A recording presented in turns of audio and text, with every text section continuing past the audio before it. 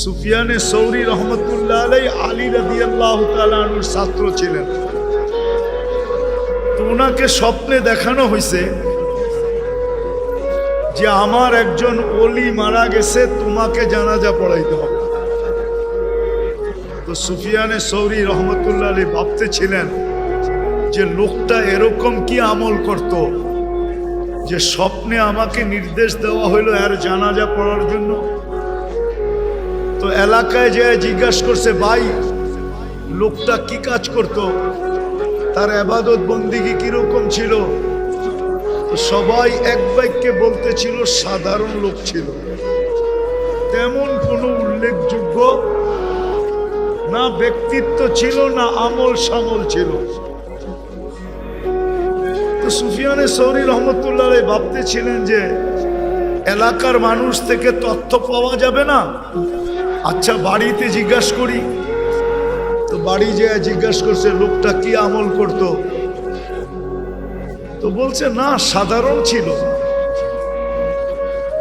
তো উনি একটু নৈরাশ হয়ে ভাবতেছিলেন যে বাড়িওয়ালাদের থেকেও পাইলাম না, আচ্ছা দেখি গোপন ভাবে আর স্ত্রীর থেকে কোনো খবর নেওয়া যায় কিনা। অনেক কিছু থাকে যেটা জামাই বউই জানে আর কেউ জানে না, ঠিক না? তো স্ত্রীকে যখন জিজ্ঞাসা করছে, বলছে লোকটা তো ছিল সাধারণ কিন্তু তার একটা আমল ছিল। বলছে সেটা কি? কোরআন পড়তে জানত, কিন্তু ডেলি কোরআনকে নিত আর পৃষ্ঠা উল্টাইতে থাকতো আর চোখের পানি ঝরাইতে থাকতো আর বলতে থাকতো হাদা কালাম রব্বি, এটা আমার রবের কালাম। তো সুফিয়ানে সৌরি রহমতুল্লাহ চিৎকার দিয়াতে বলতেছিলেন আল্লাহি হাদা হুয়া, এটাই ওইটা। এটার কারণেই তার এই এত বড় মর্যাদা যে আমাকে স্বপ্নে দেখানো হয়েছে যে আর জানাজা পড়াই। মেরে দোস্ত, আমরা চলে যাব, সবাই চলে যাব। দুনিয়াওয়ালারা আমাদের সাথে সম্পর্ক ছিন্ন করে দিবে আর সম্পর্ক ছিন্ন হয়ে যাবে। আসেন আসেন, সুযোগ এখনো হাতের নাগালে আছে। যেই সম্পর্কগুলো আমাদের জীবনে আখেরাতের জীবনে কোনোদিন বিচ্ছেদ ঘটবে না, দুই চারটা জানি আর একটার সাথে হইলেও নিজের সম্পর্ক গড়ি, মনে প্রাণে গড়ি। আমি সবাইকে বলতেছি, কিন্তু যুবকদেরকেও বলতেছি, আপনাদেরকেও বলতেছি। যদি আওয়াজ মা বোনদের কানে যায় তো তাদেরকেও বলতেছি, একটা এরকম সম্পর্ক গড়ি যেটা কোনোদিন আমার সাথে বিচ্ছেদ না করে। এই উম্মত কিন্তু আল্লাহর বড় লাডলা উম্মত। লাডলা বোঝেন? আরে লাডলা বোঝেন কি? ডাকায়েরা তো লাডলা বোঝার কথা, ঠিক না? হ্যাঁ কি সন্তান তো আমরা সবাই তোমার, কিন্তু ছোটটার লোকে এত লাড দেখাও কিনলে, ঠিক না? কি মনে হয় বোঝেন নাই? ছোটটার সাথে সবচেয়ে বেশি মহব্বত, ঠিক না? উম্মত তো সবই, কিন্তু এই উম্মত আল্লাহর কাছে বড় প্রিয়, বড় ভালোবাসার উম্মত। কতটুক? এতটুক বলি যে এর উপরে আল্লাহর কাছে ভালোবাসার কোনো স্তর নাই। এতটুক ভালোবাসার উম্মত। আরেকটা উদাহরণ দিলে বুঝে আসবে। আচ্ছা বলেন তো, যে সবাই শেষে খায় ও কি নিয়ে বসে? মনে হয় বুঝাইতে পারি। ঘরে সবাই শেষে যে খায় সে কি নিয়ে বসে? পাতিলা নিয়ে বসে। আর তো কেউ নাই, ঠিক না? কি পাতিল লইয়া বসে আল্লাহর ভালোবাসার পাতিল পুরাটা আমাদেরকে দিয়া দিছে। না আমাদের পরে তো উম্মত নাই, আমাদের পরে তো কাকে দিবে ওই পাতিল? ভালোবাসার পাতিল আমাদেরকে দিয়া দিছে। এই উম্মত বড় ভালোবাসার উম্মত,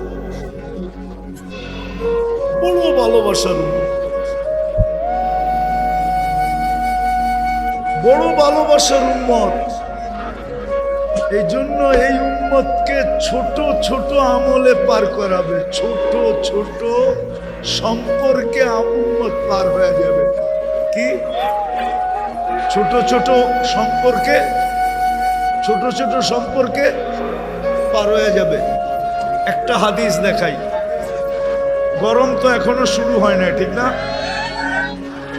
এই রোডেও যারা চা বিক্রি করে সবার চার দোকানের সামনে পানি রাখা থাকে, ঠিক না? ছাড় রাখা থাকে, ছাড়, ঠিক না?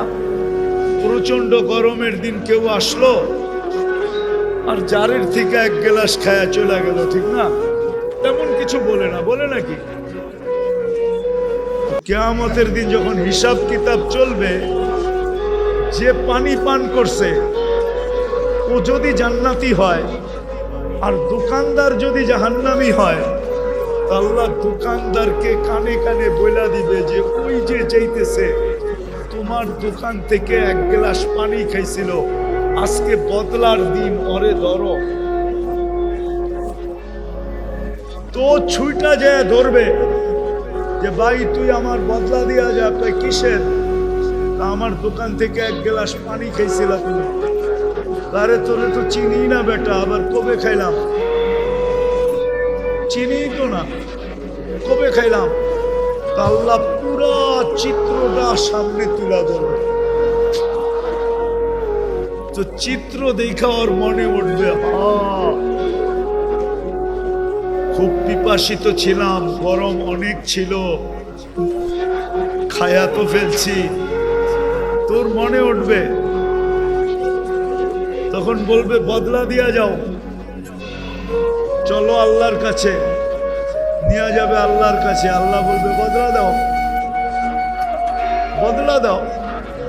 তো বলবে আল্লাহ আপনার মেহেরবানিতে তো আমি জান্নাতে যাইতেছি, আমি আর বদলা কোত্থেকে দিব? আল্লাহ বলবে ঠিক আছে, তাইলে তুমি তোমার ভাইয়ের হাত ধরো। তো হাত ধরবে, তো আল্লাহ বলবে যাও, তোমাকেও জান্নাত দিয়ে দিলাম।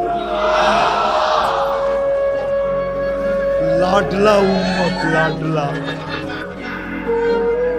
পুরা ভালোবাসার পাতিল দিয়ে দিছেন। এই জন্য আসেন,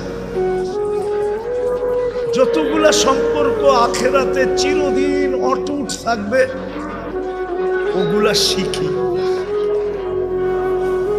ওগুলা শিখি। আল্লাহ রাস্তা দিয়া দিছেন। হ্যাঁ, মানুষের পছন্দ অপছন্দ থাকে।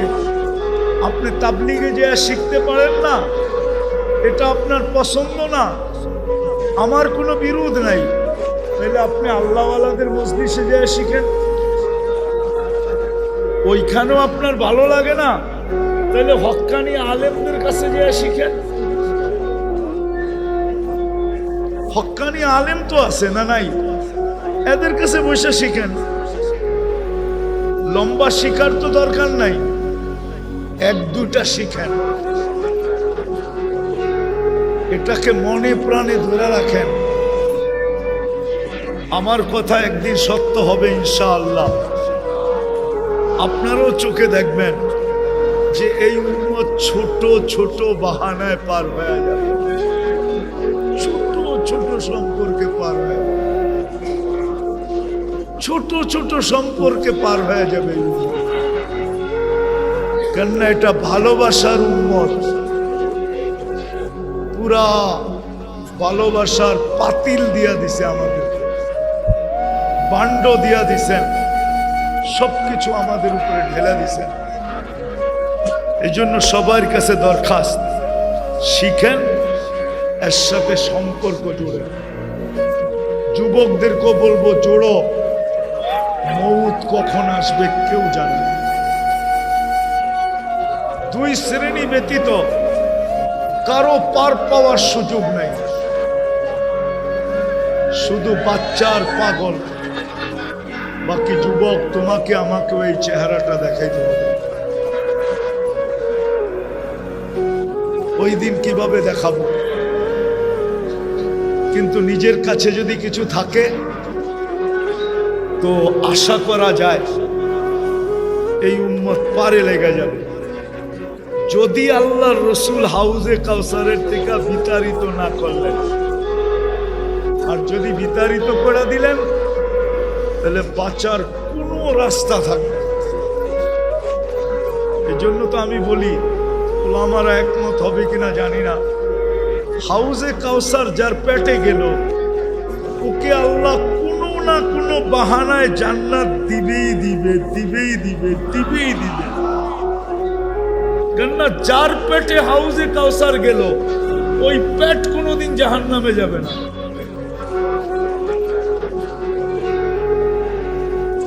কাহিনী মনে উঠলো এই জন্য বলতেছি, আমাদের মুরব্বী ছিলেন সাইদ খান সাহেব রহমতুল্লাহ আলাইহি।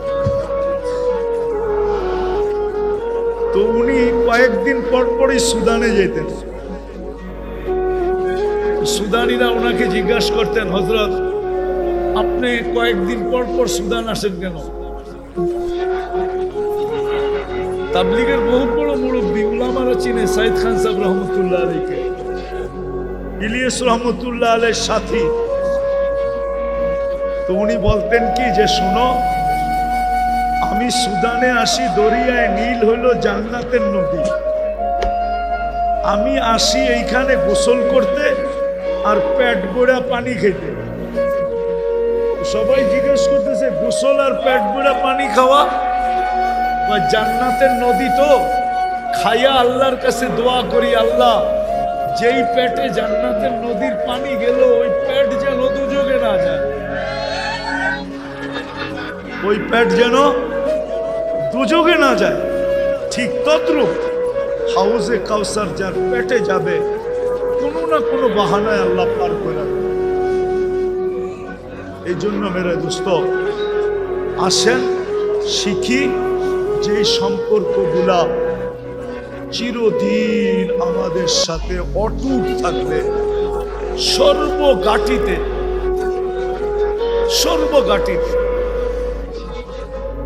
আমাদেরকে সামলায় নিবে, পার করায় নিবে, আগে বাড়ায় নিবে, পাহারা দিয়া নিবে। কসম খোদার, পাহারা দিয়া নিবে। ছোট ছোট আমল আছে, ছোট ছোট, এতগুলা তো বলা যাবে না। এই জন্য আমাদেরকে শিখতে হবে। আমি রাস্তা দেখাইলাম, আপনি যদি তাবলীগে যেতে পারেন ওইখানে শিখেন। যদি আপনার মন না চায়, ভালো না লাগে, তো আল্লাহওয়ালাদের দরবারে গিয়ে শিখেন। ওইখানেও যদি আপনার ভালো না লাগে, তাইলে হক্কানি আলেমরা আপনাদের প্রত্যেকের বাড়ির আঙ্গিনায় আছে, হাতের নাগালে আছে, এদের কাছ থেকে শিখেন। যে হুজুর আমাকে 2-4টা শিখায়া দেন, আর এই 2-4টাকে মনে প্রাণে ভালোবাসা জীবন ভর এটাকে সঙ্গী বানায় রাখেন। করবেন তো ইনশাআল্লাহ? পাক্কা তো? বিলকুল। সামনে রমজান আসতেছে, শাবানের আজকে 2 তারিখ হয়ে গেল। রমজান উম্মতকে আল্লাহ পুরস্কার হিসাবে দিয়েছেন। রমজান মাস এই উম্মতের পুরস্কার, গিফট, আল্লাহর পক্ষ থেকে পুরস্কার। আবার সাজায়া দিছেন। কি সাজায়া দিছেন? ইচ্ছা করলে এক রাত্রে জীবন গড়া যায়। এক রাত্রে। কোন রাত্রে? লাইলাতুল কদর। আল্লাহ সাজায়া দিছেন। কেমন সাজাইছেন 2-1টা দেখেন। রমজানের যেই তসবিহ আপনি পড়বেন, এটা 1 লাখ লেখা হবে। একবার পড়লে 1 লাখ, একবার পড়লে 1000, একবার পড়লে, একবার পড়লে, কলেমা 70 বার পড়লে, দুরূদ 70 বার পড়লে, 100 বার পড়লে, আরে মিয়া গাঠটি কত বড় করবেন, করেন না? কত বড় করবেন গাঠটি, করেন না? একবার ইয়াসিন পড়বেন, কত? রমজানের বাইরেই তো 10 খতম। রমজানে যদি 1000 গুণ বাড়ে তো কত হলো? কত? ম্যাথমেটিক্স ঠিক আছে তো? একবার পড়লে 10 খতম, আর 1000 গুণ বাড়লে কত হইলো? 10,000 হইলো। ম্যাথমেটিক্সে দিয়ে আপনারা আমার চেয়ে কাঁচা। একবার সূরা ইয়াসিন পড়বেন, 10,000 কোরআন খতমের সওয়াব। বাবারে 1000 দেন না, মায়েরে 1000 দেন না, দেখা যাবে আপনি 1000 কোরআন খতম দিছেন, কোরআন খতম উইরা যায় মা বাবারে এমন ল্যাপটায় ধরছে, আযাব কয় আমি জান, আযাব যদি আল্লাহ না করো হয়েও থাকে তো আযাব বলবে ছাইরা দে মা, কান্দা বাঁচি। কোরআনের উপরে আমি আসমু তো আসমু কি কইরা? আসমু তো আসমু কি কইরা? 10,000 আসমু কি কইরা? ঠিক আছে না? ম্যাথমেটিক্সে এত কাঁচা না আপনি মনে করেন। সবাই খালি বুঝুর ঘরে কাঁচাই মনে করে। দিয়া দেন না, একবার পড়া 1000 মায়েরে দেন, 1000 বাবারে দেন, 1000 অমুকরে দেন, 1000 তমুকরে দেন, দেন না? উচিত তো ছিল রমজান মাসটা পুরা ইবাদতের জন্য লাগায় দাও। আফসোস তো এখানেই লাগে, শুধু আমি আফসোস করতেছি না, মনে হয় আল্লাহর রসুল রওজায় আফসোস করে যে হায় আমার উম্মত, আমি আল্লাহর কাছ থেকে এত কিছু সাজানো এক রমজান উম্মতকে উপহার আইনা দিলাম, হায় আমার উম্মত দেখি দোকানে বসে আছে। ও মেরে দোস্ত, করোনার সময় কামান নাই, মরে গেছেন, বলেন কি? এখানে করোনার সময় কয়জন কামাইছেন? দোলাই খাল কি খোলা ছিল লকডাউনে? আমরা মনে হয় উয়ারি দেখি নাই। বাঁশের বেড়া দিতে দিতে কি করছে? আপনি বলবেন লকডাউন আছিল, আপনি বাইরেলেন কেমনে? ঠিক না? কি আপনি উয়ারি প্রত্যেকটা রোডের ভিতরে বাঁশ দিয়া বাঁধে নাই? হ্যাঁ, লকডাউনে কামাইছেন কোত্থেকা? কি না খেয়ে মরে গেছেন? হ্যাঁ, ভালো খাওয়াইছে, ঠিক না?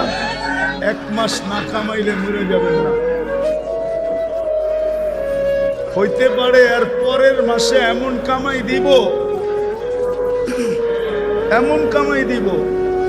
আমি একটা সত্য কথা আপনাদেরকে বলি, আপনারা তাঁতিবাজার দিয়া যান না, দেখেন না সবাই গদির ভিতরে সারাদিন বয়া থাকে। আমরা মাঝে মাঝে শুনি দোকান থেকে, রিক্সার থেকে কয় এরা কি বেচে, কিচ্ছুই তো দেখা যায় না, কোনো কাস্টমারও তো নাই, এরা করেটা কি? মাঝে মাঝে দোকানতে বয়ে বয়ে শুনি আর মুস্কি মুস্কি হাসি। আসলেও সত্য, আসলেও। কিন্তু আল্লাহ মাসে 2-1 দিন এত দেয়, এরকম দেয় যে 1 মাসেরটা হইয়া, 2 মাসেরটা হইয়া, 3 মাসেরটা হইয়া যায়। না, ব্যবসা হইল অপেক্ষার রিজিক। কি অপেক্ষার? না কাস্টমাররে ফোন করে আনেন? হ্যাঁ, কত মাল তো আপনার কাছ থেকে বিলকুল কমপ্লিট করে ফেলছে ভাই, আপনার 3 ইমু। একটু পরে কি বুঝা জানি একটা হাসি দিয়ে বললো ভাই আসলে তো নিতাম, কোয়ালিটিটা জানি কেমন কেমন মনে হয়। না ভাই রাখেন, একটু দেখালো, ঠিক আছে না? কি মনটা ভাঙছে না ভাঙে নাই? হ্যাঁ, মনে হয় প্লেট উপর থেকে ফালাইলো এত টুকরা হইতো না যত টুকরা মনটা হয়ে গেছে, ঠিক না? কি বুঝাইতে পারলাম? 1 ঘন্টা পরে আবার ঘুরে আইছে, ভাই মালটা কই? এখন আপনি একটা প্যাচ মারলেন, ভাই মালটা তো গেছে গা, ওই দামে তো দিতে পারবো না, মালটা তো গেছে গা। যদি নিতে চান ওরমই একটা আছে, কিন্তু আরো টাকা বেশি দিতে হবে। তো বেশি দিয়ে নেয় না? নেয় না? হ্যাঁ, ওরে বাইর করলো কে, আবার আনলো কে? আপনি যদি 1 মাস না কামান মরে যাবেন। আরে যান, দুনিয়ার বহুত দেশ আছে রমজানে কামায় না। আসেন আমরা এবার অঙ্গীকার করি, কামাইলেও সীমিত সময়, যে সকালে যাব, জোহর পয়রা অফ, জোহরের পরের থেকে পুরাটা সময় আল্লাহকে দিয়ে দেব। কি পারবেন? হ্যাঁ, চেষ্টা করে দেখেন।